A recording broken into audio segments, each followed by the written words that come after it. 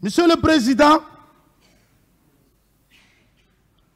et assesseur, Monsieur le procureur et substitut, sous votre haute autorité, permettez-moi, je vous prie de prendre attention, car je voudrais développer mon message, si vous me permettez, pour me donner, pas pour donner un enseignement, mais qui est un acte contribuable à la manifestation de la vérité, à aider, dans le vrai sens, le tribunal à prendre une très bonne décision pour la finalisation de décisions meilleures pour l'histoire de notre beau pays, la Guinée. Machiavel. Beaucoup ont parlé de Machiavel. Leçon de réalisme pour devenir un fin stratège.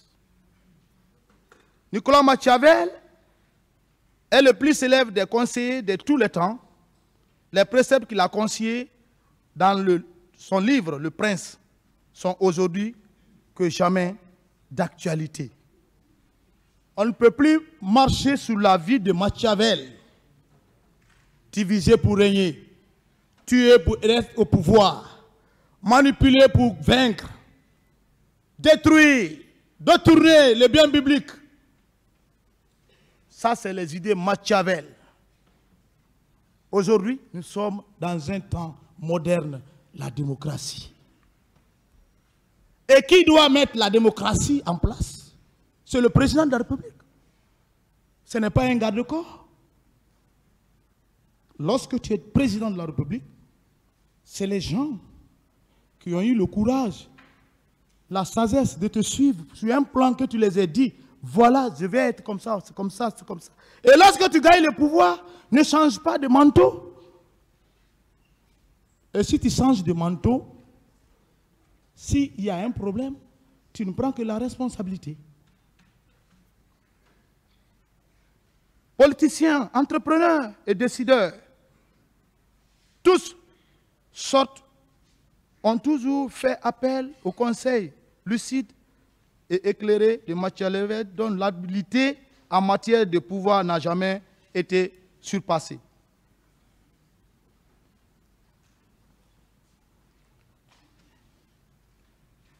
Avec ces livres, aux exemples très actuels, tout responsable doit devoir découvrir à quel point il doit privilégier le réalisme et ne plus hésiter à agir. En conséquence, même si pour cela il va à l'encontre des conseillers habituels. Ceux qui ne connaissent pas Machiavel, c'est un écrivain. Monsieur Marcel.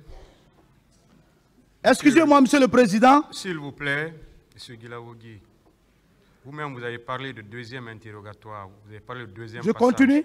S'il vous plaît, si vous pouvez résumer cela et nous dire l'essentiel des faits qui concernent ce procès. Monsieur le Président. S'il vous plaît. Monsieur le Président. Allez-y. Permettez-moi, si vous voulez la vérité, je voudrais que vous partagez avec moi et que vous ne m'enlevez pas sur ce que j'ai énuméré moi-même.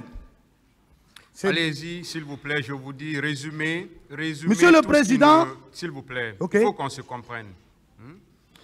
Vous êtes à votre deuxième passage. Vous pouvez résumer tout ce qui n'intéresse pas ce procès. Allez-y. Oui.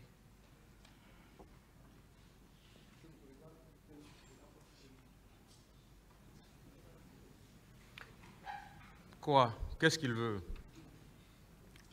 De l'eau, s'il vous plaît, de l'eau pour lui.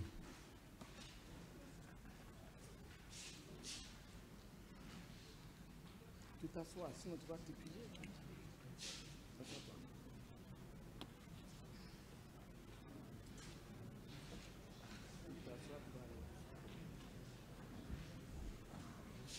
C'est bon. C'est bon. Après, je vais faire ça. Excusez-moi, Monsieur le Président.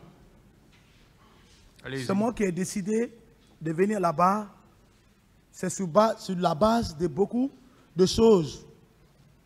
Si vous voulez que je réduise ou que je fasse... Allez-y alors, allez-y.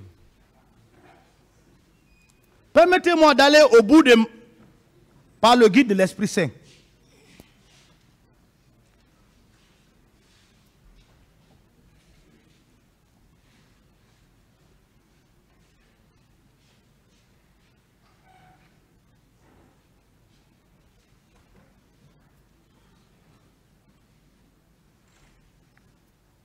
Je sais que d'autres ne vont pas apprécier ce que je dis. Parents, amis, collaborateurs, camarades, civilo-militaires, promotionnaires, j'ai trop souffert. J'ai perdu tout sauf mon âme. Mais quelque chose est clair. Je vous le dis, je suis innocent de tout ce qui est en place. Le président Dadis m'a trahi. Et tant d'autres. Avec tant de sacrifices, de mérites que j'ai accomplis pour qu'il soit président de la République. Pourquoi veut-il me sacrifier, nous sacrifier, ne pas dire la vérité? Pour ne pas dire nous sacrifier. Monsieur le Président Dadis Camara, ôte l'habillement de la peur et porte la tenue sacrée, courageuse et venir tout simplement demander pardon à ton peuple que Dieu t'a donné la chance de diriger. Car des Guinéens et des Guinéennes ont trouvé la mort pendant que vous étiez président, commandant en chef des forces armées. S'il faut dire, premier magistrat dont vous êtes informé de tout, du début à la fin, c'est ça le pouvoir. Le pouvoir n'est pas un jeu. Le pouvoir n'est pas un problème de parents. Le pouvoir, c'est le peuple. Le pouvoir est acquis sur des renseignements. Et c'est les renseignements qui donnent le pouvoir. Si tu n'es pas renseigné de ce qui se passe sur ton territoire, mais il faut démissionner. Il faut rendre le tablier. Un chef d'État, 150 morts. Vous dites que vous ne connaissez rien. Même une seule personne, vous ne pouvez pas l'arrêter. La responsabilité est sur le président Moussa Dadis Camara.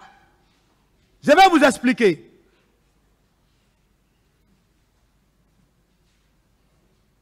Monsieur le président Dadis, vous êtes au début et au milieu et la fin de tout ce qui s'est passé dans l'avènement du 28 septembre.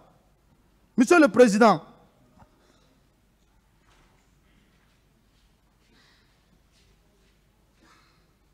Dadis, enlève-moi ici.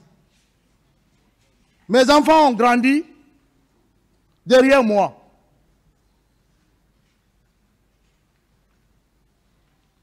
Je suis dans ma 14e année du 2e mois de prison. Où vous étiez?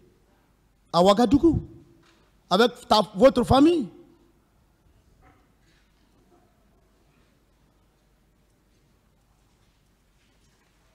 Enlève-moi dans cette prison. Assume ce que vous avez planifié. Sois fort et un vrai militaire. Je ne m'attendais pas à cette attitude de votre part devant le peuple. On a travaillé durement, vous et moi, avant même que M. Toumba Diakité ne vienne à mon chevet. Nous avons voyagé. Ces avocats de la défense aujourd'hui constitués de Moussa Dadis Camara, je ne vous attaque pas, mais vous ne connaissez pas Dadis plus que moi. Je n'entre pas dans les détails. Nous avons voyagé. Voyagé. 3 points de suspension, point d'exclamation.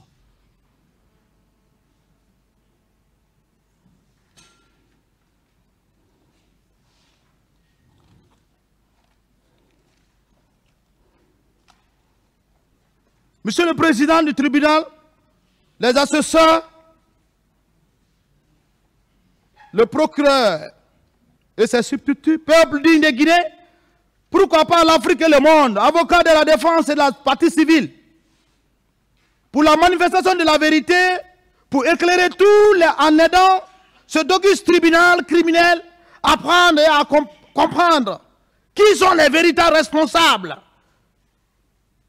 de ce malheureux événement du 28 septembre 2009 et en plus aider en contribuant à consoler les victimes qui sont nos frères, nos mamans dans la vérité pour une paix durable, pour l'histoire de notre beau pays, la Guinée. En ces jours, je prends la parole pour une deuxième fois pour plusieurs causes qui d'ailleurs beaucoup vont être étonnés en se posant des questions et répondre à eux-mêmes leurs propres questions. Parce que les questions sont en train de constituer. Vous allez répondre vous-même ici.